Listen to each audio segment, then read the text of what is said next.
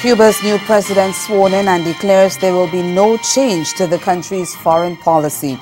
That's our top story in Caribbean Newsline for Thursday, April 19. From the CMC News Center in Bridgetown, I'm Nicole Best.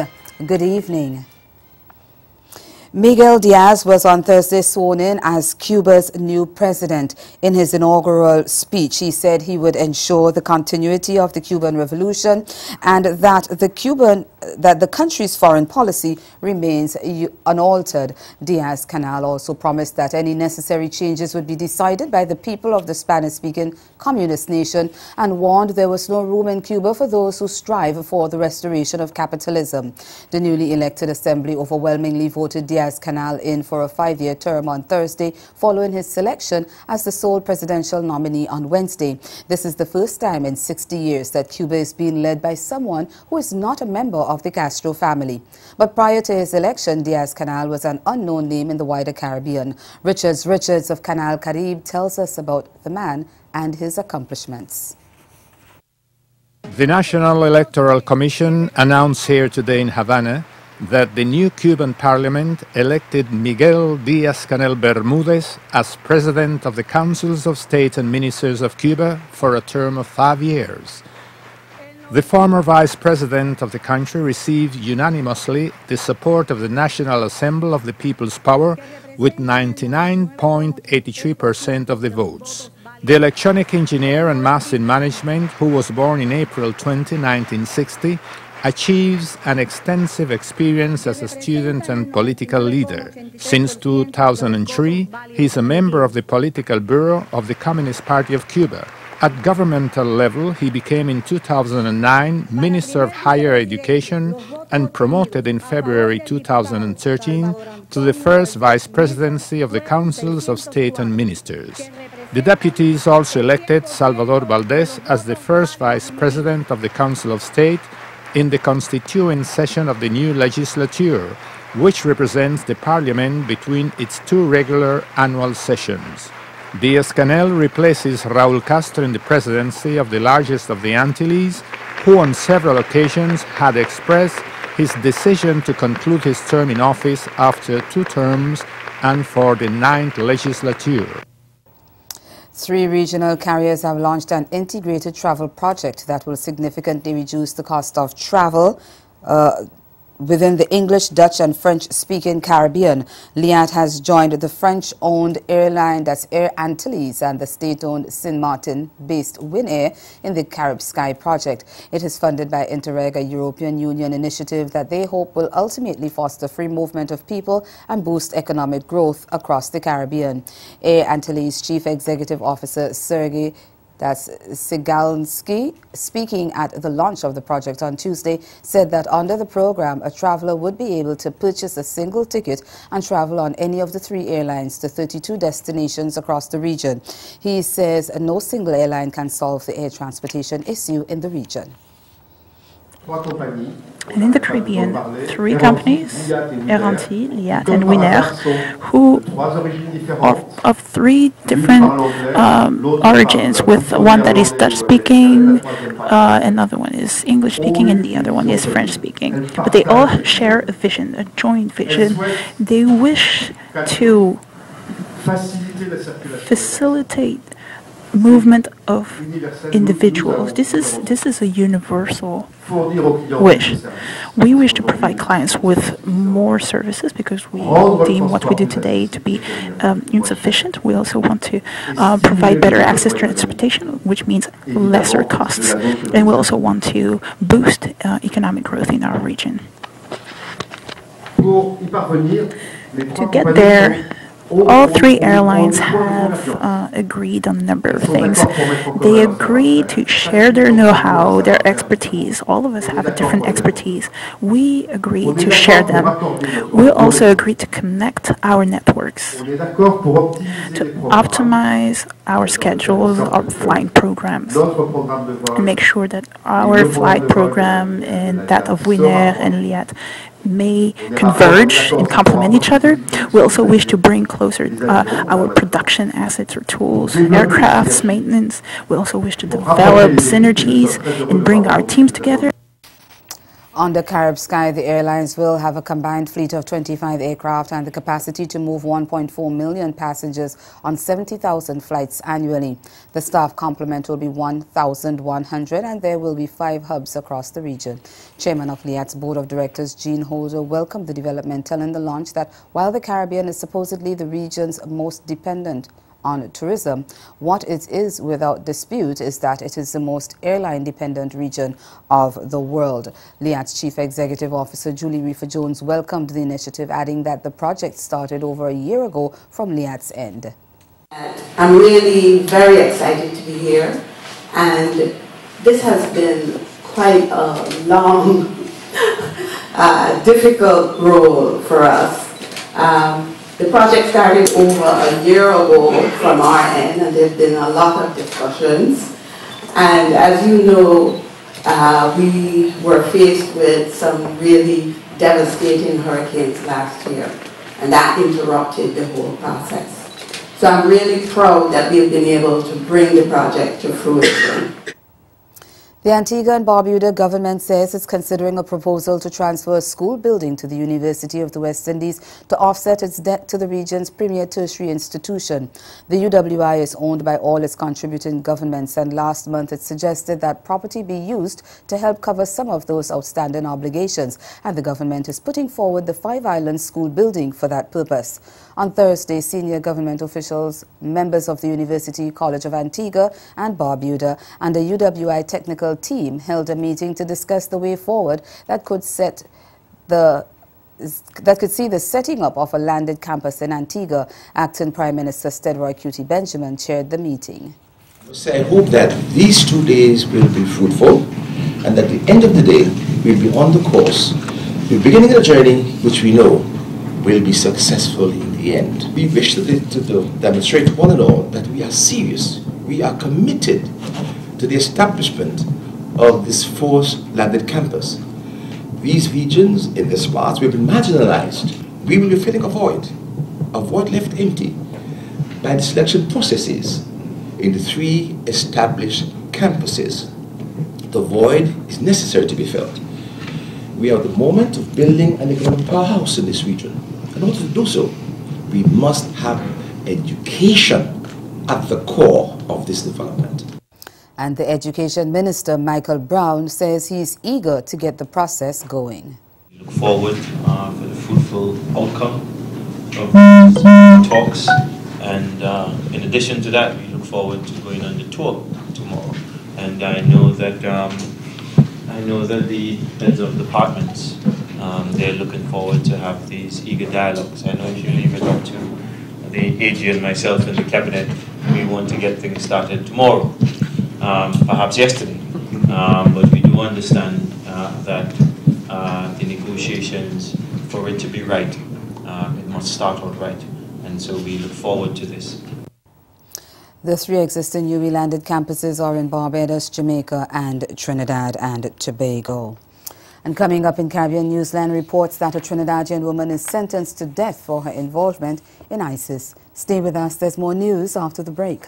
Career Development Institute's Caribbean Rising Stars in Beauty competition determines the best and most talented in hair, makeup, nails, or barbering. Win a scholarship and prizes worth more than $5,000. Build your clientele and expand your business. Upload 4 photographs of your best work to our email address. Watch the public vote on our Facebook page. Join the winners at the prestigious Lloyd Erskine Sandiford Center for a live finals competition. Email careerdevelopment.institute@yahoo.com. The Career Development Institute, bringing the best in regional beauty together. There's an island just beyond the horizon, waiting for you to explore its deep treasures. Experience this and more at the Barbados Reggae Festival.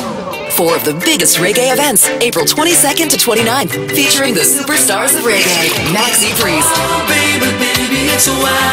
JC Lodge, Everton Blender, Johnny Osborne, No ice cream sound, Queen Ifrica, Ja Cure, anytime you need a lover, call on me. Anthony B, Taurus Riley, But anytime you decide if you pack up your things and leave, don't come back. Idonia, Yeah.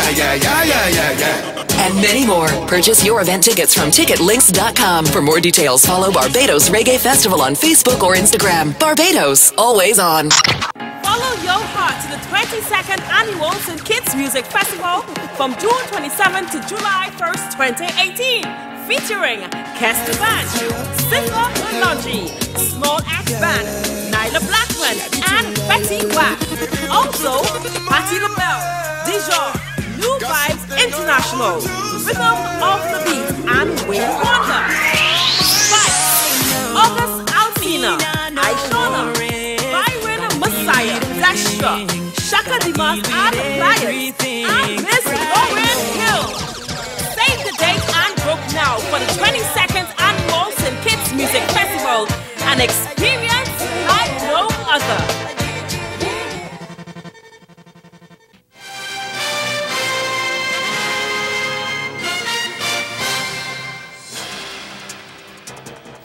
In Trinidad and Tobago, Arab media outlets are reporting that a Trinidadian was among 6 women sentenced to death by an Iraqi court for connections to the Islamic State, ISIS. The government in the Twin Island Republic says it's making inquiries into the report, even as local Islamists call on them to act speedily.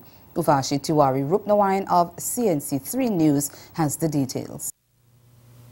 Government is tonight being lobbied to investigate the circumstances involving the sentencing to death of a TNT national by an Iraqi court.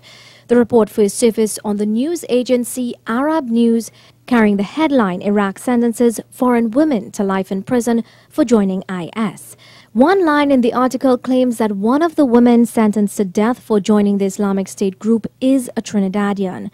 The report, reproduced across Arab states and internationally, reads, quote, 2 Russian women, both holding children in their arms, were also sentenced to life in prison at the same hearing, while 5 from Azerbaijan were condemned to death, along with a woman from Trinidad, end quote. We made contact with a journalist out of Baghdad who would only tell us, quote, yes, the report is true. The woman was represented by an advocate attorney, end quote. Our correspondent stressed how difficult it is to access information, even the woman's name. At least 5 other journalists from Baghdad we contacted refused to help us outright. Leader of the Islamic Front in TNT says it's likely the women who traveled to certain parts of the Middle East were not ISIS fighters, but may have accompanied their husbands there. Take the French national de Jamila Boutoutau. She's pictured here and was sentenced alongside the Trinidadian woman on Tuesday. She told the court she accompanied her husband, who told her they were going on a holiday. But laws in Iraq are so stringent, courts are empowered to convict people believed to have helped, even if they are not accused of violence. Mr. Abdullah accuses government of turning its back on citizens who are held at the mercy of dictatorship governments and regimes. Meanwhile, Imam Nazim Mohammed of the Rio Claro Masjid said he was a bit worried to learn of the news. His daughter and granddaughters went to Syria in 2015. He tells us he last heard from them 2 weeks ago via a letter. Attorney General Faris Al-Rawi, when contacted, said he had only learnt of the sentencing through a forwarded message, and he said, quote, I will make inquiries within the state sector to see if the reports are true, end quote. Meanwhile, when contacted, the Ministry of Foreign Affairs only acknowledged receipt of our inquiries. Meanwhile, 3 Trinidad and Tobago fishermen held by Venezuelan Coast Guard earlier this month are likely to return home on Friday. National Security Minister Edmund Dillon told a post-cabinet press conference that the men were released since last week and are with a relative in Venezuela. He said every effort is being made to assist them in returning to Trinidad as early as possible, but it's up to them to decide since they are no longer in the custody of Venezuelan security officials. We get more in this report from CNews. A Coast Guard vessel will be made available to aid the 3 fishermen who were detained earlier this month by the Guardia Nacional tomorrow, Friday, once government gets approval. During today's post-cabinet media briefing, Minister of National Security Edmund Dillon said government had been making several attempts to ensure their safe return. Well, we are hoping that we should get the approval of the Venezuelan authorities between today and tomorrow. Once we have the approval, we are ready to set sail to go into Venezuelan waters. I have a sense that there is not a sense of urgency. In other words, I have a sense that they are comfortable. And as again, it is up to them. Since they have been released, they're free to do whatever they want in Tucupita. And they're free to return. And we have offered that, and we continue to do so. The men are Wadnath Harjari, his son Nicholas, and a friend Shami Sipasad were expected to return yesterday, that's Wednesday. Minister Dillon said the nationals are in the care of a relative, Mr. Sankar, a resident of Venezuela. He said he has been in constant contact with the government with respect to arrangements for their safe return. He added that the fishermen expressed desire to return to Trinidad and Tobago with the assistance of their relative, and arrangements with the TT Coast Guard to facilitate their return were cancelled on 2 occasions.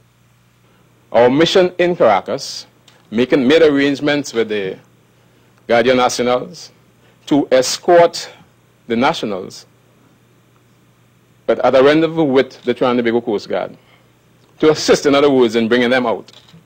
That was rejected via email and voice by Mr. Sanko, who said that they're going to make their own arrangements. There are mixed reactions in Jamaica to Prime Minister Andrew Holness saying that he would have no problems with gays serving in his cabinet. While some are praising him, others are shocked and disappointed, as we hear in this TVJ News report. Several groups have been reacting to the Prime Minister's comments, including the Caribbean Vulnerable Communities CVC. Executive Director of the CVC, Ivan Cruikshank, says it's a positive development. We often don't hear our senior leaders, particularly politicians, be so bold in their statements about the issue, and to hear the Prime Minister speaking as he did suggests to me that we have evolved or we are evolving as a country. That very point about Jamaica evolving on this particular issue was also raised by the Prime Minister. The Jamaica Coalition for a Healthy Society says it's surprised and disappointed by the Prime Minister's comments. We would expect that all Jamaicans would be employed on the basis of merit. And regarding his opinion that Jamaicans are evolving on the abuse of homosexuality, we state that in a democracy it would be wise for the political leadership not to evolve at a more rapid rate or in a different direction than the citizens. For Mr. Cruikshank, it is very important for the Prime Minister to return to Jamaica and to do what he called some active steps. That can include things like ensuring that there is dialogue at the level of political leadership around the issue, that he himself begin to mobilize colleague politicians around a consensus about doing what is right. And ultimately we would want to see the Parliament of Jamaica being able to move forward and say, let us finally decide that we want every citizen of this country to have all the rights that are envisaged in the Constitution. And ahead in Newsline Sport, Trinidad and Tobago lose to Panama in an international football friendly. Stay with us. Sport is next. Grab your summer clothes and let's go to an island like no other. FAS Promotions, in association with Slam 101.1 FM, present a Magnum Tonic Wine Reggae Beach Party. Sunday, April 22nd, Pirates Cove. Doors open at 4 p.m. Featuring world champion DJ Puffy, Shensia, Ding Dong, Idonia, plus Porgy and Murda, Stiffy, Lady Essence, Skrilla, Chagwin Chab and Kaz Caddy. MC's infamous The Voice in Vain. Get your tickets from the official box offices or ticketlinks.com. Bang, bang, The Magnum Tonic Wine Reggae Beach Party. Sunday, April 22nd. Pirates Cove. For more information, stay connected or follow Barbados Reggae Festival on Facebook and Instagram. The Career Development Institute's Caribbean Rising Stars in Beauty competition determines the best and most talented in hair, makeup, nails, or barbering. Win a scholarship and prizes worth more than $5,000. Build your clientele and expand your business. Upload 4 photographs of your best work to our email address. Watch the public vote on our Facebook page. Join the winners at the prestigious Lloyd Erskine Sandiford Center for a live finals competition. Email careerdevelopment.institute@yahoo.com. The Career Development Institute, bringing the best in regional beauty together. Follow your heart to the 22nd Annual St. Kitts Music Festival from June 27 to July 1st, 2018. Featuring Kester Band, Singer Logi, Small Axe Band, Nyla Blackman, and Betty Watt. Also, Patti LaBelle, Dijon, New Vibes International, Rhythm of the Beat, and Wayne Wonder. Vibes, August Alsina, Aishona, Byron Messiah, Dasha, Shaka Dimas, and Pliers, and Miss Lauren Hill. Save the date and book now for the 22nd Annual St. Kitts Music Festival, an experience like no other.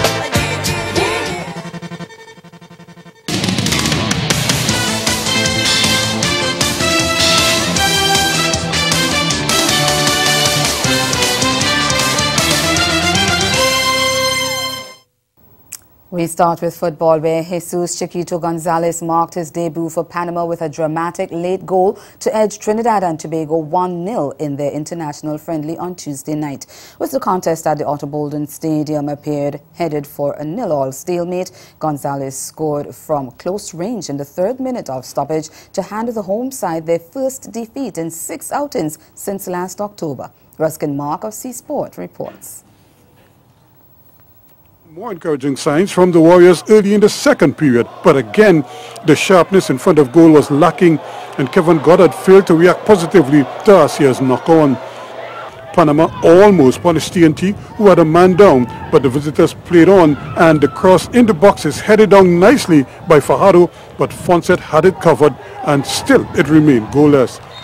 It was end-to-end action now as TNT responded, but substitute Nicholas Dillon ducked out of this one, not fully aware of what was happening around him, and he obviously thought he had support beyond him when there was none, and a great chance went a-begging.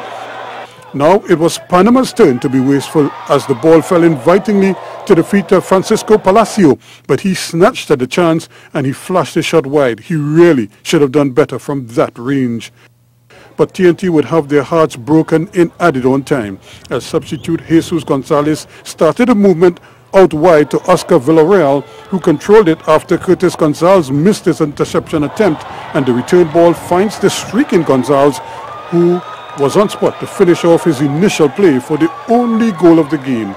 It was a real dagger in the hearts of the TNT players and supporters as the referee Rion Radix of Grenada blew off the match immediately on the restart, to add to the disappointment as it ended 1-0 to Panama, ending a string of clean sheets for the Warriors.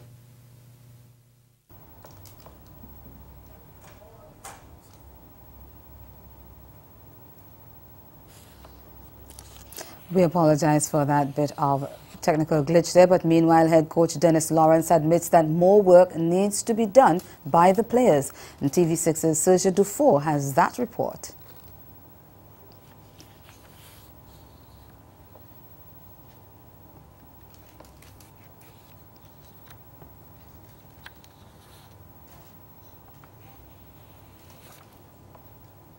Did we deserve to win the game? I don't think so. Did we deserve to lose the game? I don't think so either. But all in all, I think a lot of questions was answered tonight in terms of the local players and where they are at the moment in terms of being active for football. Because some of our passing tonight was very, very erratic. And I think we can all see where the work needs to be done with the local players when we come up against good opposition. Lawrence said the technical level of his team tonight was subpar. one of the most obvious things tonight is that technically our players needs to improve. Because if we cannot receive the ball in quick time and play, then we will end up in problems. The most interesting comment came close to the end. The coach has said that his biggest concern is that the players needed to be active, citing that the Pro League finished last November and that top-flight football is not taking place at the moment, which has him in a predicament. So as much as I am against the players playing in a minor league, luckily enough some of them were playing in minor leagues to keep themselves active. I was able to give them some sort of fitness levels to be able to play 90 minutes tonight. So I'm in a position, or what do I do? Do I say to the players, do not play in the minor league? Or is it good that they're playing active? So my major concern is the lack of activity by our footballers. Interesting. Switching sport now, Jamaican discus throw champion Frederick Dakers says he never envisioned setting a new record in his event at the just-ended Commonwealth Games. The 24-year-old threw a Games record of 68.20 meters, beating countryman Travis Smackle and Apostolos Parelis of Cyprus for the gold. TVJ's Jordan Ford spoke with the athlete on his arrival from the Gold Coast in Australia. Holder in the discus throw, Frederick Dakers, was one of the athletes who returned to the island earlier today. Dakers created history at the Games, becoming the first Jamaican to win the discus. But he says while he expected to do well, the Games record wasn't on his mind. That I really wasn't really thinking because, you know, things went off for me for the first one. So I said, okay, cool, you know, I just want to get this one over with, then catch my rhythm, speed it up and then build on that. But, you know, I got the 68 and it just shows when your mind is not there, a lot can happen. Meanwhile, speaking to TVJ Sports from the Athletes Village in Australia, coach Julian Robinson, who has conditioned Dakers and Travis Smackle since their days at Calabar High, says the performances of the two throwers were especially pleasing because they are products of the local high school system. These persons came up through the system.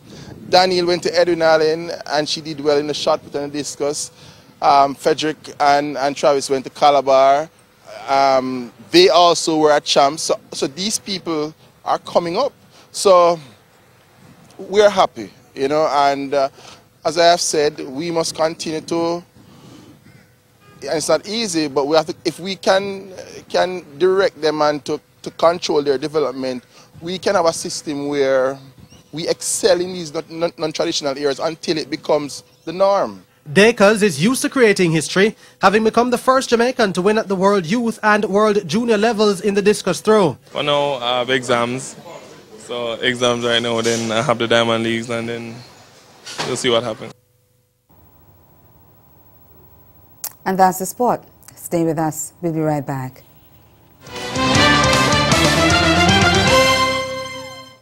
FAS Promotions in association with Hot 95.3 FM present the Digicel Reggae on the Hill, Farley Hill National Park, Sunday, April 29. Gates open at 11 a.m. Featuring Everton Blender,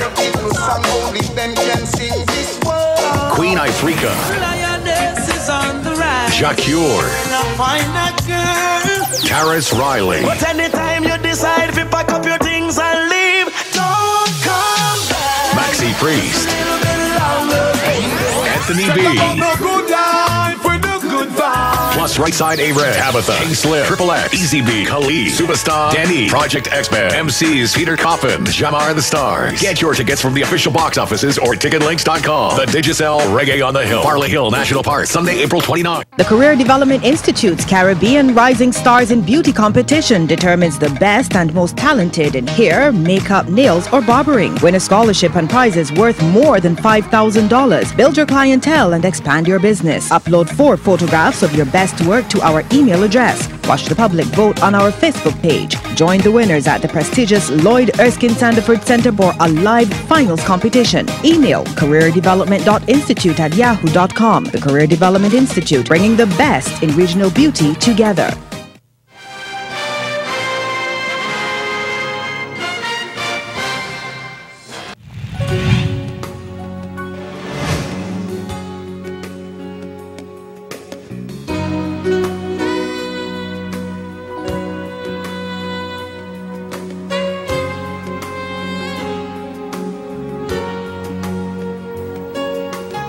Again, the major developments of this day, Miguel Diaz-Canel sworn in as Cuba's new president. And in sport, Trinidad and Tobago lose 1-0 to Panama in their international friendly. And that's Caribbean Newsline. For news and sport around the clock, log on to cornernews.com. We'll be back here again tomorrow. But from all of us at CMC News, we thank you for watching and do have yourselves a good night.